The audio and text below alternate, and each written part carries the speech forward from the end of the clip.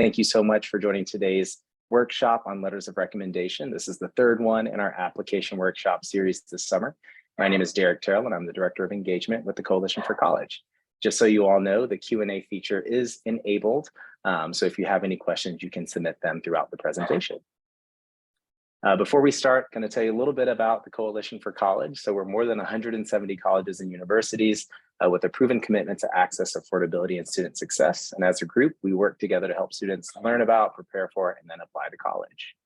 So we believe that coalition schools are smart college choices because they don't only provide responsible financial aid, but they also graduate students in a timely manner, including those who have been historically underrepresented in higher ed. As a collective, coalition schools outperform national averages by about 27% when it comes to four-year graduation rates. And that's really an important factor for you to consider when you're thinking about the amount of time and also the money that you like to invest in your college education. So if you're thinking about college, a really great place to start would be the 170 plus schools that are dedicated to making a college education affordable and accessible. So many of our member schools use a shared application platform, which is integrated within SCORE. If you haven't heard of SCORE yet, it's a college planning platform that's free for students to use. So on SCORE, you can not only search and discover all schools, both 2 and 4 year, but also collaborate with your supporters, counselors, advisors, parents, guardians. And when you're ready to apply, you can use the coalition application directly from your SCORE account and then keep track of your application status and access the portals of the schools where you've applied. So it's a simple place to go to, one simple place where you can learn about college, apply to college, and then keep track of your admissions offers. And we still provide that easy to use application fee waiver. So by selecting any eligibility criteria that apply to you in your SCORE profile, you'll be able to bypass the application fee payment for coalition schools.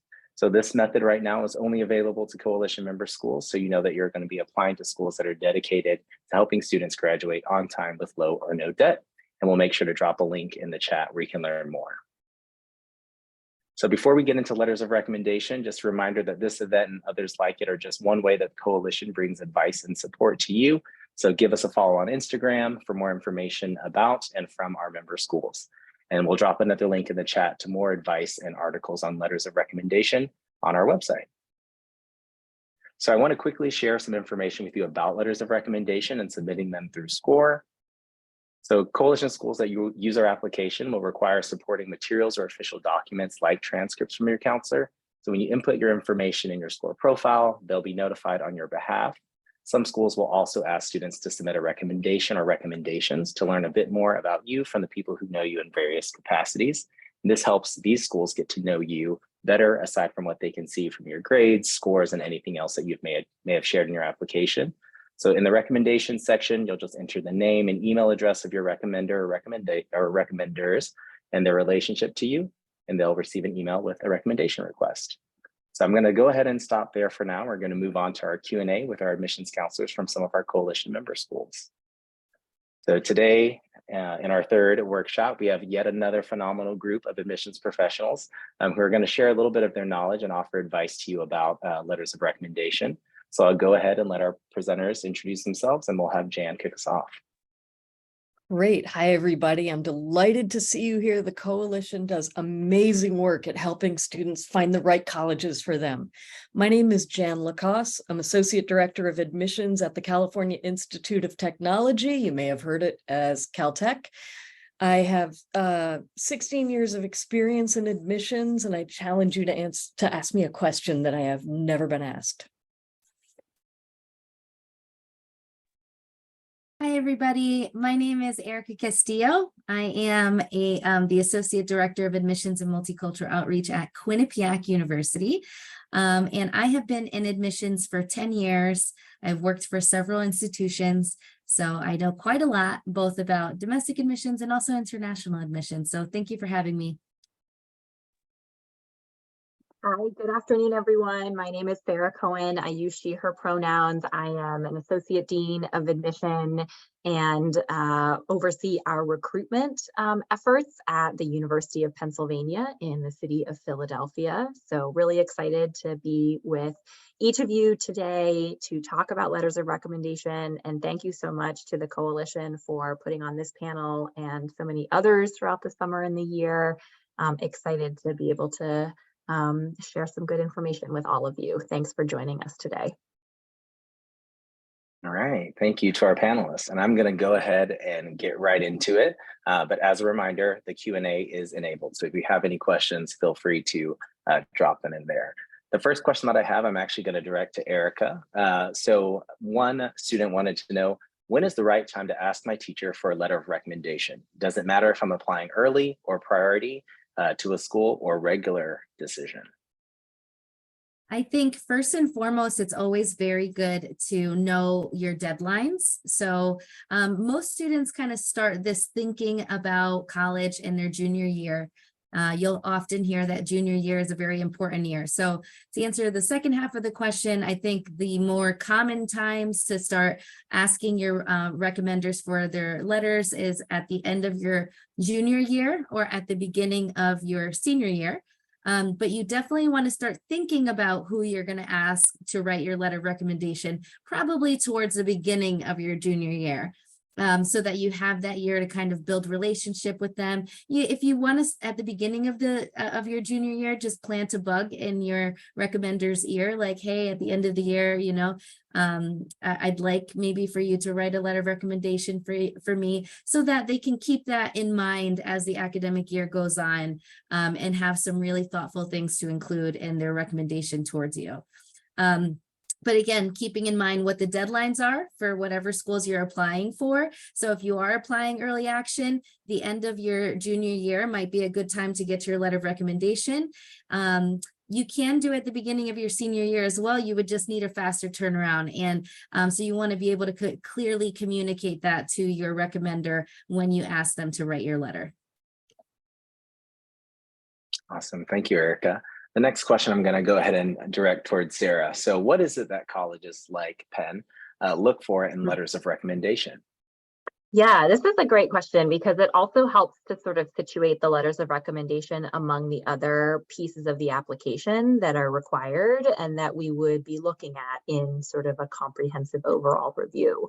So the letters of recommendation are the place for an application reviewer to really understand who you are as a learner, who you are as a person, how you engage with your classmates in a classroom setting, how you interact with your teachers, how you kind of some of the character elements that we don't see if we're just looking at your transcript or we're just looking at you know, more of a quantitative piece of the application. So we're looking for the ways that we can begin to imagine what kind of student you've been in the past and how you would contribute to our campus communities, whichever school that you're applying to.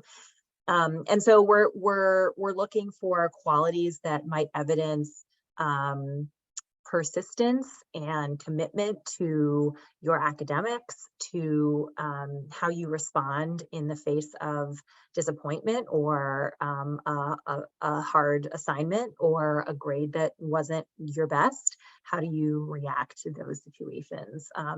What kind of classroom citizen are you? Do you collaborate with peers? Do you help to bring others into the conversation? All of these are qualities that, again, would enrich a college community and a college classroom. And so we're looking for how we can sort of get a sense of who you are from your teachers and from educators who have taught you and have interacted with you in those spaces. So we recommend that that's why we recommend that you seek out people who can write your recommendations, who know you and have seen how you work. And who are able to kind of help us to illustrate the full person, so that we can get a sense of, you know, what kind of presence you bring to an academic learning environment, which is what you'll encounter in college as well. Thank you so much, Sarah. So Jan, what is the best way for a student to approach and prepare their recommenders? Any advice on what the person should include in their letter of recommendation, and how does a student make sure that that person includes it? Absolutely. Well, first of all, ask teachers who know you. I used to say ask teachers who like you. It doesn't matter if they like you. Ask teachers who know you really well, who can speak to your strengths. Ask them in person. Like, don't send a text that says, will you write my rec, lols? No, just ask them in person and follow up with an email. This gives the personal touch and a reminder with that email. Tell them why you think they'd be great to write you a reference. I don't mean like saying, oh, you write good letters or your letter got someone into XYZ college. No. What you've learned from them. Tell them what you've learned from them, how your class influenced the way you think. Basically, tell them why you want them to write your letter, why you chose them. And remind them of one or two things that you did in class or a reason that they might remember you. Since these should be teachers that know you, you might not have to do that, but it never hurts. I came from the teaching side. My job before this was as a professor, and it really helps when you have a large class with a lot of students. If you can say, remember, I was the one who asked the question about how centipedes drive to work in the morning, something that will help them remember what you did in class. They may ask you to provide a resume, and you can certainly do that. We don't want them to say, oh, and these are all the activities they've done. We can see that. You're going to write that in your activities section. You might even provide a resume to us. We want them to comment on stuff that we don't see anywhere else. In our particular case at Caltech, professors read applications, and they really like hearing from their colleagues about what you've done in class and how you're going to interact, because we're trying to envision what you're going to look like at our college. There are no right or wrong recommendation letters. There are useful and less useful. The less useful ones are the ones that just rehash your resume, because we already see that. Every piece of your application should have some tidbit of new information, and that's what we're looking for. Back to you, Derek. Incredible. Thank you so much, Jan. Erica, so who should a student ask to write them a recommendation letter if they are homeschooled? Very good question. So if there's a few ways to look at this. If the person who's homeschooling you is not a parent, then you can ask that person for a recommendation. However, generally speaking, I think many institutions recognize that there's bias when you're dealing with family members and parents. So generally speaking, we want to stay away from recommendations from family members. So if your parent is the person that's teaching you, then you want to look at other things, more creative ways of acquiring letters of recommendation. So another thing is that generally speaking, a lot of universities have started looking or started practicing holistic admissions. So holistic admissions is the process of looking at the whole student. So not just what their transcript says about their academic performance, but also what are they doing outside of the classroom.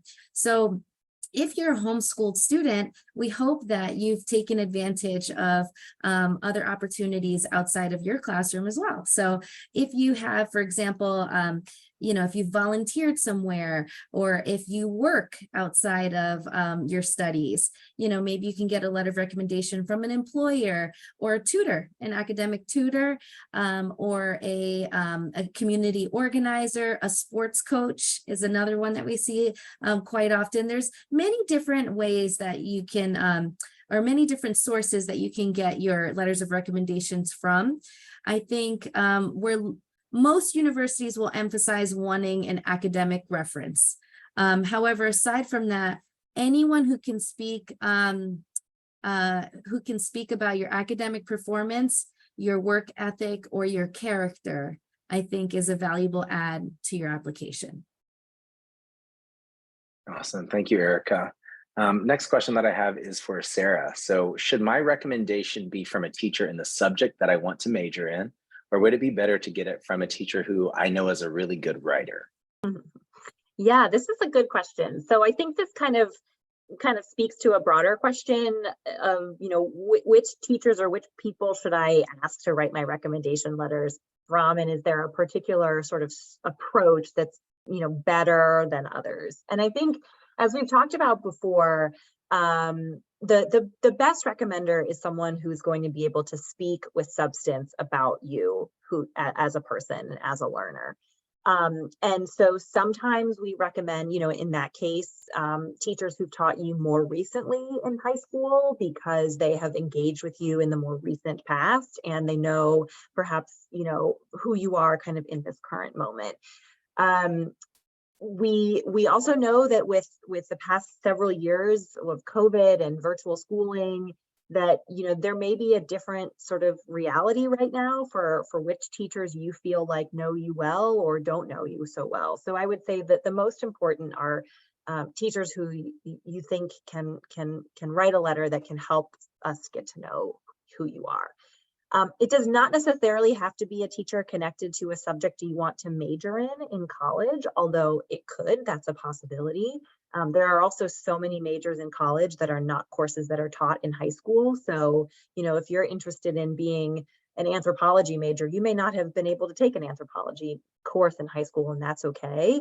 But it can sometimes be good to have a teacher write for you in a class that you did enjoy and were successful in, and maybe that is connected to an interest that you want to continue to pursue in college. So that's completely okay.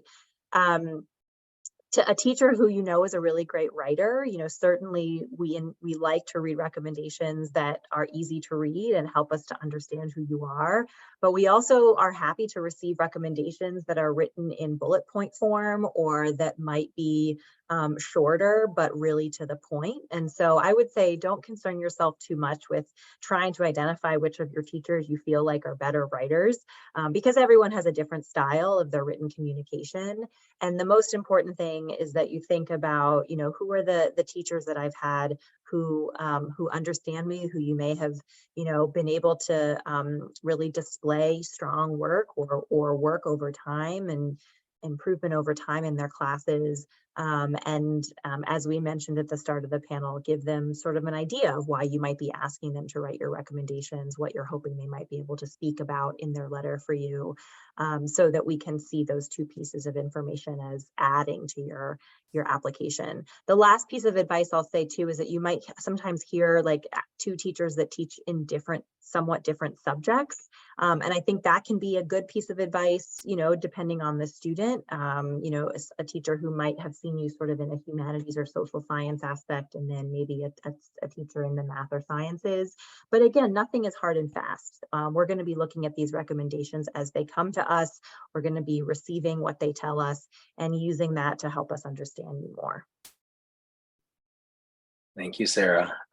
Jan, I have a question for you. So if a student goes to a pretty large school and they know it's going to take a while to get a letter of recommendation, what suggestions or advice do you have if they're applying for something like a scholarship comes up last minute, or they have an application that they decide to submit last minute?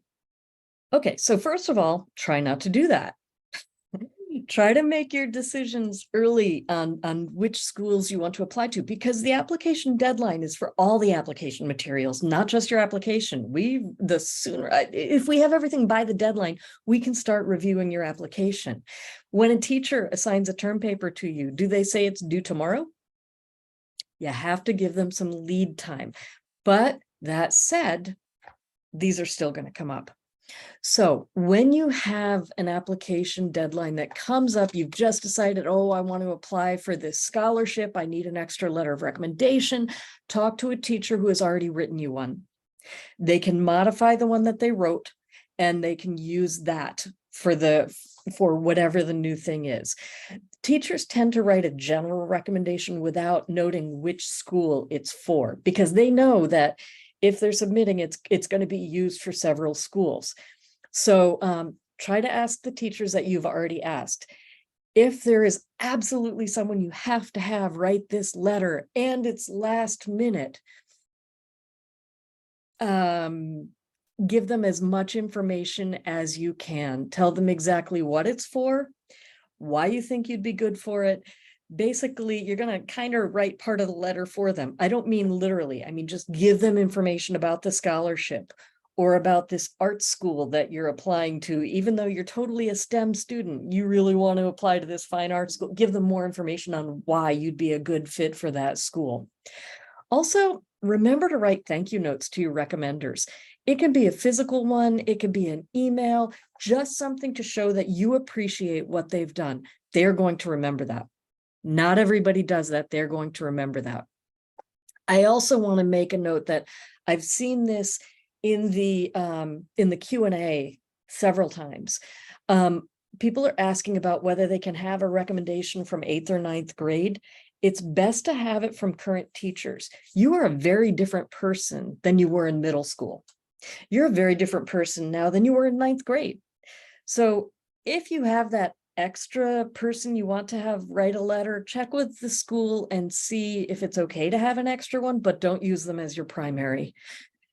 Get your recommendations from teachers in 10th, 11th, or 12th grades, because they know who you are now. And believe me, you've changed a lot in those times, during that time period. Thanks, Jen. That leads to our very next question, which I'm going to ask Erica. How many recommendations is too many? That's a good question. I would say 3 is the most that we probably need to be reviewing. 4 and above is likely an excess. I think another thing that's important to look at as you're considering which schools you're applying to are, what are the requirements for the letters of recommendation? You know, do they only require 1 letter of recommendation or 2?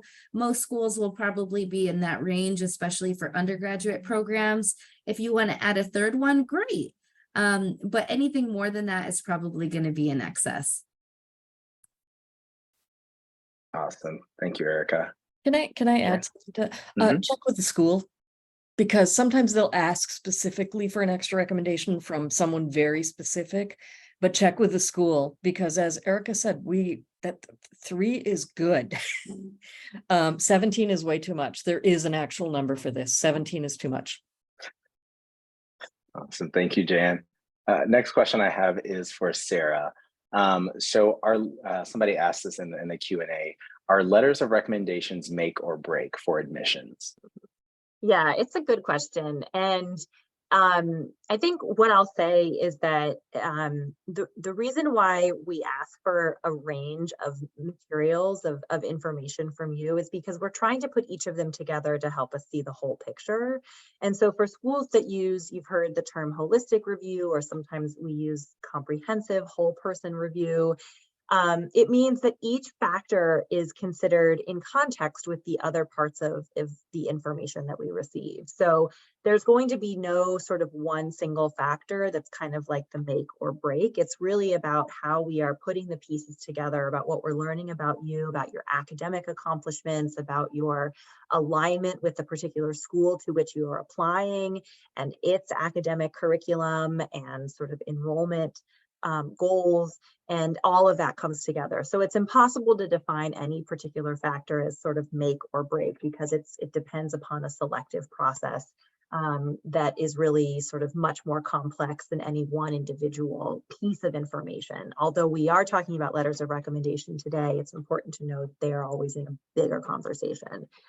But with that being said, I mean, I think maybe some of the spirit behind this question is, you know, we know for some students, and maybe some of you on the call, like you might be attending a really big high school where you have large classes, and maybe you don't feel like you have any teachers who know you particularly well, or you might be in a non-traditional type of schooling environment, and your sort of teachers or educators might be different than those in sort of brick and mortar schools, or you might be a student who's a transfer student to college, or who's been in a homeschool environment, or I saw a question about students taking a gap year. So letters of recommendation are important, and that's why we invite you to think about thinking thoughtfully about who you might ask to write on your behalf. I will say that at Penn, we have introduced a little bit of broader flexibility for who can write your recommendation letters. So one option is that you have a counselor, you have a teacher, and then you have one other recommender who could be someone outside of school, a mentor or a coach or a supervisor who can write on your behalf. So try and identify people who can help support you in your application process, but to know that if those letters might be shorter, or if they're by someone who just doesn't know you too well, but that's the best option you have, it's not going to hold you back in the process, because we're going to look at the other parts of the application that we have and look at the whole picture. Thanks, Sarah. Next question is going to go to Erica. So Erica, if a student has just been doing so great in school, as the same counselor all up until junior year, and then their senior year, boom, brand new counselor. What advice do you have for that student?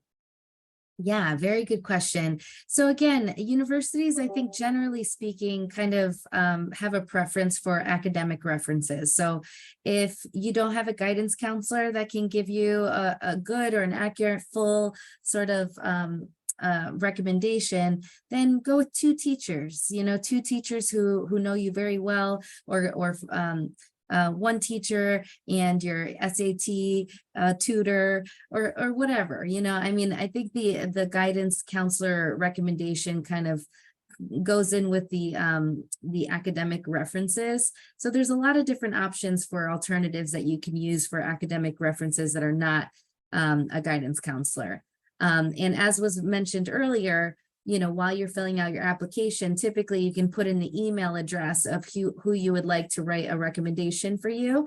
And the application system that you're applying with, whether it be SCORE or any other one, they'll likely kick off an email to that person and they can fill out the recommendation for you and submit it. So plenty of other academic kind of references that you can defer to if you don't have a guidance counselor. Thanks, Erica. And then Jan, is it better to ask a teacher who knows you best outside of class, or a teacher that doesn't know you so well but taught you in class? Good question. So when colleges and universities ask for academic teacher recommendations, I'll use Caltech as an example. We want one from a STEM teacher, one from a humanities or social sciences teacher. We want to hear from teachers who have had you in class, because we're trying to get an idea of what you're like in the classroom. So it's better to ask a teacher who has taught you. You can have that outside of class teacher as an additional recommendation. Again, remember, we don't mind having 3 letters total, but it should be someone who's taught you. And this is when you apply to a college, we're trying to get a snapshot of who you are, so we can figure out what your potential is at our university, how you're going to fit into our culture, and who you're going to be in our classrooms. So this is just part of that snapshot. You're giving us information from your aspect. Your teachers and your counselor will give us an outsider's view of who you are. And that classroom aspect is super important. So when you ask a teacher who has taught you but doesn't know you as well, again, talk to them. Teaching is about relationships. So talk to the teacher. Don't just say, will you write me a rec? Ask them and tell them why you want them to do it. As I mentioned before, give them something to talk about. Remember that paper I wrote where I said such and such? That was really cool, wasn't it? I mean, it doesn't have to be exactly like that, but remind them of who you are. They will remember you. Unless it was a 200-person class, they will remember you. So definitely the academic teachers who've had you in class. Awesome. So it looks like we have time for just one more question, but before we get to this question, which I'm going to ask Sarah, for any of those panelists on the calls, if you all can drop your contact information or the contact information for your institution whose students might be able to reach out to, that would be great. But the last question that I have is actually going to go to Sarah, as I said. So what should a student do if they've been out of high school for a while? So either they've taken a gap year or maybe they've gone to military service. So knowing that the coalition also serves transfer students and transfer applications, what advice do you have for them on getting a recommendation from someone who you've not been in contact with for a while? Yeah, so it's a great question, and certainly we recognize that there are, learners on all different types of pathways into college, and we definitely want to support and encourage, anyone to pursue their education and their higher education. So I think that, an email can go a long way of, reaching back out to someone who you might not have been in contact with for a while, but reminding them of who you are and what your interaction was and what your goals are now, and giving them a little bit of background on you and what you've been up to perhaps since you last engaged with them. If you have an updated resume or CV that you'd like to be able to share with someone to help them see kind of what you've been doing, in recent years, that can be a really good resource. You could also offer to, have a phone call or have an opportunity to chat with that person in greater detail. So you can, fill them in on what your goals and what your interests are and why you're asking them now for a recommendation. But we certainly have, it's also a good idea to check with the requirements of the schools you're interested in, because sometimes the recommendation requirements are more flexible. And, you may be able to submit a recommendation from either a college professor if you're a transfer student currently enrolled or previously enrolled, or you might be able to seek a recommendation from someone who knows you in a capacity outside of an educational space. So don't be shy. One of the important pieces of applying to college is really being your own best advocate and not being shy to put yourself forward and to pursue this, your goal that you've set out. And so sometimes that might mean reaching back out to someone you haven't talked to in a while, but as Jan said, you might be surprised. They probably would be touched and flattered that you have thought of them as a recommender, and they very well may still remember you and be really happy to support you in your goals now. So don't be shy about reaching out and giving people reason to be encouraged to support you in your pursuit of your higher education goals, no matter what point along the pathway you might be. Thank you so much, Sarah. And thank you to all of our panelists for your knowledge, wisdom, and expertise. And thank you to all the students and families that are on the call for all the wonderful questions that you all submitted. So as I said, this was the third workshop in this series. We have a lot of events coming up in this summer, as well as some that will be coming up in the fall. So feel free to check out our website and see all the events that are coming up, to hear from more of our phenomenal admissions counselors from our coalition member schools. Thanks so much, and have a great day, morning, evening from wherever you're dialing in from. Thanks. Bye. Thank you. Bye.